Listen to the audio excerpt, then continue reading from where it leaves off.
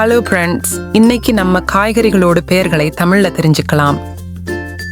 காய்கறிகளின் பயன் அறிந்து அவற்றை உணவில் சேர்த்துக் கொள்ள வேண்டும். காய்கறிகள் பல வகைகள் உள்ளன. நாம் இப்போது கொடி காய்கறிகளை பற்றி முதலில் பார்க்கலாம். பரங்கிக்காய், பூசணிக்காய், சுரக்காய்,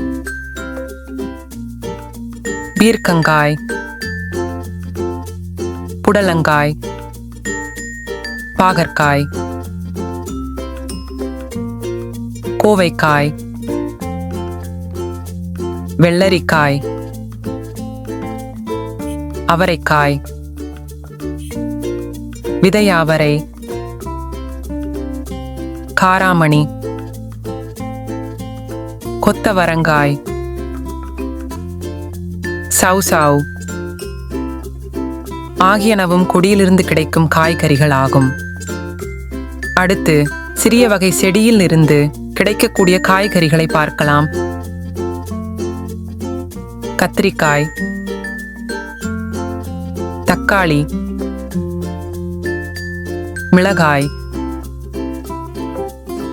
வெண்டைக்காய், குடைமிளகாய், சுண்டக்காய். இவை செடிகளில் இருந்து கிடைக்கக்கூடிய காய்கறிகள் ஆகும். அடுத்து மரத்திலிருந்து கிடைக்கக்கூடிய காய்கறிகள் சிலவற்றை பார்க்கலாம். வாழைக்காய்,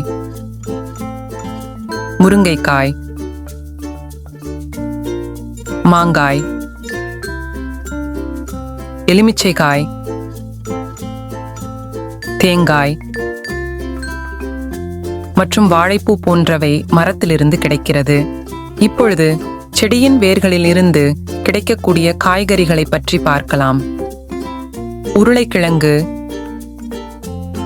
கருணைக்கிழங்கு, சேப்பங்கிழங்கு,